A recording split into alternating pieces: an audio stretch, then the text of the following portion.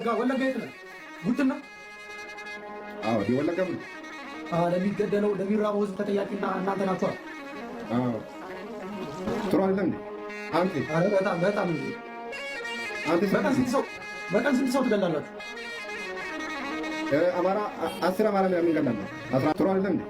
አንተ በጣም አንተ በቀን ስንት ሰው ትገላላችሁ? አማራ 10 አማራ ነው የሚገላለው። 15 16 አማራ ገላለው።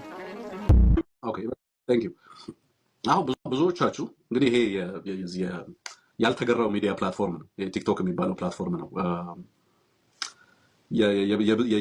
የብዙ ሞራል ስብራት የምትመለከቱበት ቀጠና እንደሆነ አውቃለሁ። በጣም ብዙ ውድመት እያስከተለ ያለ በትውልድ በሀገር በስብዕናና በማህበረሰብ እሴት ላይ ከባድ ውድመት እያስከተለ፣ በሌላም በኩል እንደዚሁ ጠንካራና ጠቃሚ ጎኖች እንዳሉ ታውቃለሁ። ግን በጣም ከፍተኛ ከአዎንታዊነት ይልቅ አሉታዊ ገጽታው የሚበዛ ፕላትፎርም እንደሆነ አውቃለሁ። በተለይ በኢትዮጵያ ኮንቴክስት ማለት ነው።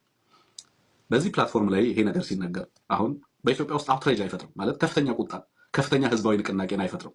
ይሄ ግለሰብ ተጠያቂ አይደረግምም። አንዳንዶቻችሁ አይባልም ብላችሁ እዛው ኮሜንት አድርጋችሁ ነው የምታልፉት አይደለም።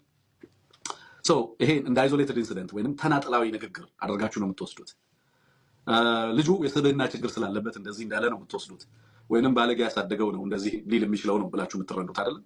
this is exactly ኢትዮጵያ ውስጥ ያለው ስርዓት አማራን በተመለከተ በየዕለቱ የሚያደርገውና የሚያስበው እና የሚናገረው ንግግር። ይሄ ንግግር አውት ኦፍ ኮንቴክስት የተወሰደ ተናጥላዊ ትርጉም የምንሰጠው የግለሰብ ችግር ወይንም የግለሰብ ሳይኮሎጂካል ፕሮብለም አይደለም። ፕሮብለሙ መዋቅራዊ የሆኑ ሶሲዮሎጂካል ማህበራዊ መሰረት ያለው የመንግስት አስተሳሰብ ነው። ይሄ ልጅ ምንድን ነው የሚለው? በቀን 16 አማራ ገላለሁ ነው የሚለው። ከ10 እስከ 16 ገላለሁ ነው የሚለው። ኦኬ የሰላሌን ህዝብ አንድ ፓስተር ነኝ የሚል ግለሰብ ወጥቶ በቀደም እዛ አካባቢ ላይ ብዙ መተት ይሰራል እያለ ሲናገር ሰምታችኋል። በቤተ ክህነት በሃይማኖት ተቋማቶች ውስጥ ያለውን መዝረክረክ አውቀዋለሁ፣ የሞራል መቆሸሽ አውቀዋለሁ ማለት ነው። ምን ያህል አስከፊ ነገር በዛ ረገድ እንዳለ በእነዚህ ተቋማቶች ውስጥ ምን እየተደረገ እንዳለ የምታውቁት ነው። ያን ማለቱ ግን ሰዎችን ማስቆጣቱ ተገቢ ነው። ምክንያቱም እሱ ስለሚያውቀው ማህበረሰብና እኛ ስለ ሰላሌ ህዝብ የምናውቀው የተለያየ ነው። የብዙ ጀግኖች መፍለቂያ ነው የሰላሌ ህዝብ። ከአማራ ህዝብ ጋር ጠንካራ ማህበራዊ ትስስርና ውል ያለው ህዝብ ነው። በጣም የተዋለደና የተጋባ ለዘመናት አብሮ የኖረ አብሮ የተዋደቀ ህዝብ ነው። ዛሬ ጠላት መጥቶ በዚህ ህዝብና በአማራ ህዝብ መካከል ድንጋይና ድልድይ ለማቆም ቢሞክርም ህብረተሰቡ የአንድ ሳንቲም ሁለት ገጽታ ሆኖ ለዘመናት የኖረ ህዝብ ነው። በዛ መንገድ ያ ፓስተር ነኝ የሚለው ግለሰብ መጥቶ ያንን ህዝብ ኦፍ ኮርስ ይቅርታ ጠይቋል። ምን ያህል እንግዲህ እዛ ሀገር ይቅርታ አስተማሪ እንደሆነ አላውቅም፣ ግን እኛም አውግዘናል። ምክንያቱም ስለምንጠየፈው ነው አይደል? ግን ከዛ ንግግር የከፋው ይሄ ንግግር ነው። ይሄ ንግግር በቀጥታ በአንድ ህዝብ ላይ ጄኖሳይድ ሲፈጸም እንደሚውልና የዚህን ግለሰብ አክቲቭ ሮል ይሄ ግለሰብ አማራን በመግደል ውስጥ ስላለው ሚና ነው ግለሰቡ በአደባባይ ወጥቶ የሚናገረው። ለምን ደፈረ በዚህ ልክ ለመናገር? ብዙዎቻችሁ ለምን ደፈረ? ለምሳሌ አሁን ብዙዎቻችሁ ወይ ለአማራ ድሮም ስለሚገደል ኦኬ ችግር የለውም ስለዚህ በብልግና ደረጃ ይዘን እንለፈው ነው አይደል የምትሉት? አክቹሊ ልጁ እየነገረን ያለው ስለ ጄኖሳይድ ነው። አክቲቭሊ ስለሚካሄድ የዘር ፍጅት ነው ልጁ የሚያወራልን። 16 አማራ በቀን እገላለሁ ይላል። ለምን ደፍሮ ወጣ? መግደሉ እኮ አይደለም የሚገርመው። የስ እናውቃለን፣ እየገደሉ እንዳሉ ህዝባችንን እያጠፉት እንዳሉ እናውቃለን። በየዕለቱ ከወለጋ የሚደርሰኝ ድምፅ ጣርና የስቆቃ ድምፅ ነው የሚደርሰኝ፣ የፍጅት ድምፅ ነው የሚደርሰኝ በየዕለቱ ያለምንም ማቋረጥ ማለት ነው። ግን እሺ ወለጋ ላይ የሚገደለው ህዝብ በማንነቱ ጄኖሳይዱ ብርቅ አይደለም ማለት አማራን መግደል ኢትዮጵያ ውስጥ ህግ ነው፣ ኖርም ነው፣ የመንግስት ተግባር ነው። ጀነራሎቹ ማታ ወደ ቤታቸው የሚመለሱት ቀን አማራን ሲገድሉ ውለው they just return back home after killing Amhara ነው። የአማራን ህፃናት ሲገሉ ይውሉና ኮከብ ደርድረው ትከሻቸው ላይ ማታ ወደ ቤት ይመለሳሉ። በቀጥታ የጀነራሎቹ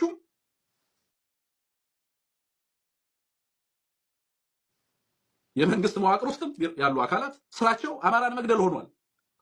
ይኸውላችሁ ስራቸው ህግ ማስከበር ነው የሚሉት እነሱ። በትክክለኛ ስሙ እንጥራው፣ ስሙ አማራን መግደል ይባላል። በቀን ሲገድሉ ውለው ማታ ወደ ቤታቸው ይመለሳሉ።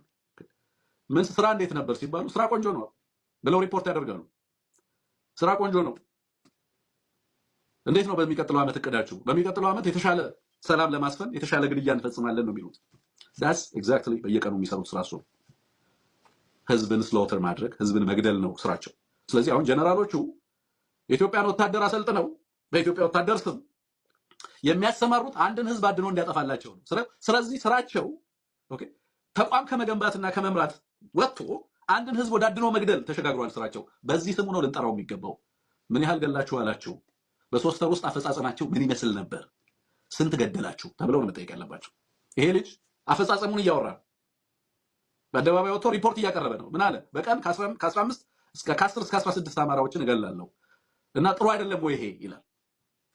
he's talking about efficiency exactly ጀርመን ሀፕን ያደረገው ይሄ ነው። ናዚዎች ይሄንን ያደረጉት ናዚዎች ኦሽዊዝን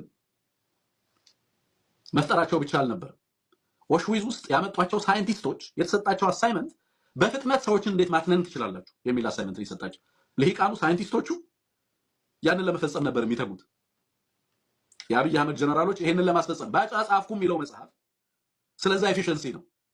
በኋላ ላይ መጣበታለሁ። በቀደም ፕሮግራም አውርቼበታለሁ። ግን ትላንትና ስለተናገረ በተለይ ምክንያት የለውም ኢትዮጵያ ውስጥ ያለው የታጠቀ ኃይል ምክንያት የሌለው ኃይል ነው ስላለ ምክንያት እንዴት እንዳለን እና ምክንያታችን ምን እንደሆነ ላሳየው ሞክራለሁ። ጀስት በምክንያት የሚያምን ከሆነ ማለት ነው። ግን ይሄ ግለሰብ በአደባባይ ወጥቶ 16 ሰዎችን ገድያለሁ ሲል የምትሰሙት ተራ ንግግር አይደለም። የዚህ ንግግር አንድምታ በሀገሪቱ ውስጥ አማራን መግደል ኖርማላይዝ ከመደረግ አልፎ የፐብሊክ ዲስኮርስ አካል ነው። ያለምንም ሞራልና የህግ ተጠያቂነት ሰዎች በአደባባይ ወጥተው ሪፖርት የሚያደርጉት ነገር ሆኗል ማለት ነው። ይሄ ለአማራው ምን ማለት ነው ነው የኔ ጥያቄ። ይሄንን ጸያፍ ንግግር ተለማመደው ወይ ህዝባችን? ይሄ አውትሬጅ ቁጣን ፈጥሮ የሃይማኖት አባቶች ሲያወግዙት የኦፒኒየን ሊደሮች ይሄ በማህበረሰብ ውስጥ እንግዲህ ኢንፍሉዌንሰር በሏቸው፣ ተጽዕኖ ፈጣሪዎች በሏቸው፣ የሐሳብ መሪዎችና የሐሳብና በተለያየ መንገድ እንግዲህ ያሉ የሲቪክ ማህበራት፣ የሰብአዊ መብት ተሟጋቾች ይሄንን ጉዳይ ሲያወግዙት ትመለከታላችሁ ወይ ነው ጥያቄው። አትሰሙም። በዛ ደረጃ ሲሰራ ላትሰሙ ትችላላችሁ። ሲወገዝም አታዩም። ለምንድን ነው የማይወገዘው? ለምን በተለየ መንገድ አገዛዙ አንዳንድ ጉዳዮች ላይ በጣም ለምሳሌ ለትግራይ ላይ ለሚደረገው የሰብአዊ አቅርቦት ድጋፍ እሱን ለማስቆም በጣም ከፍተኛ ርብርብ ሲያደርግ ተመልክታችኋል። አለባበስን በተመለከተ ምናምን ኦፌንሲቭ ነው አለባበሳቸው። ቲክቶክ ሽልማት ላይ እንደዚህ አይነት የለበሱ ልጆች ነበሩ። ይሄ ማህበረሰብን እሴት ይጎዳል ይላል። ኦኬ እንዲህ አይነት ነገሮችን ደግሞ ኢንዶርስ ያደርጋል። ይሄ የመንግስት አስተሳሰብና ፖሊሲ ነው። ይሄ ሽመልስ አብዲሳ የሚናገረው ንግግር ነው። ይሄ ጀነራሎቹ በየዕለቱ የሚናገሩት ንግግር ነው። ይሄ አብይ አህመድ የሚናገሩት ንግግር ነው። ይሄ ልጅ የገደለው ባዕዳን ነው። ይሄ ልጅ ገደልኩ የሚለው 16 በቀን እስከ 10 እስከ 16 ገላለሁ የሚለው እነሱ በንግግራቸው ባዕዳ እያሉ የሚጠሩት ማህበረሰብ ነው። ባዕዳ በተናጠል ለታጠቁ ኃይሎች የተሰጠ ስያሜ አይደለም። ትላንትና ተናግሬያለሁ። ባዕዳ ኦርም አለጋ ማለት ጠላት ባዕድ ማለት ነው። አማራ ነው ሪፈር የሚያደርገው። በተደጋጋሚ ይሄንን የፖለቲካ ሊቃኑ ይጠቀሙታል። ብአዴን ብቻ ነው ራሱን የመስደቢያ ትርክት፣ ራሱን የማውደቢያ ትርክት ቃል በቃል ከነ አብይ አማርኛ ተውሶ ራሱን ሳይዋረድና ሲሰድብ የሚውለው የብአዴን መዋቅር ብቻ ነው። ይሄ ልጅ በአደባባይ ወጥቶ በዚህ ደረጃ በቀን 16 አማራ አንድ ግለሰብ ከገደለ ኦኬ፣ እናንተ ደግሞ አስሉት። የሚያወራው በነገራችን ላይ ስለ ጄኖሳይድ ነው። አሁን ጄኖሳይድ ምንድን ነው የሚለውን ነገር በጣም ብዙ ሰው ኮንትሮቨርሻል ሆኖበት ኦኬ፣ ኢትዮጵያ ውስጥ ገለጥ አድርጎ እኮ አንዳንድ ሁለት ገጽ እንትኖችን ቢያነብ እኮ ጄኖሳይድ ምን እንደሆነ ይረዳዋል። ጄኖሳይድ ኢዝ ኖት አባውት ነምበር፣ ምን ያህል ሰው ገደልክ አይደለም። ጄኖሳይድ ቁጥር አጠፋ አይደል። አንድ ሰው በማንነቱ ምክንያት ታርጌት ከተደረገ ዳስ ጄኖሳይድ። አንድ ሰው በማንነቱ ምክንያት ከተገደለ፣ አማራ በመሆኑ ከተገደለ፣ ክርስቲያን በመሆኑ ከተገደለ፣ ሙስሊም በመሆኑ ከተገደለ፣ በማንነቱ ምክንያት ታርጌትድ ከሆነ ህፃንንም እናትንም ነፍሰ ጡርንም አዛውንትንም ሳይለይ ከነቤቱ እያቃጠለ የሚገድል ከሆነ ሌላ ምን ኢንቴንሽን አለው? ይህንን ማህበረሰብ የማጥፋት ኢንቴንሽን አይደለም። ኢንቴንቱ ምንድን ነው? ፍላጎቱ ምንድን ነው? ገፊው ምክንያት ምንድን ነው? መግደልና ማጥፋት።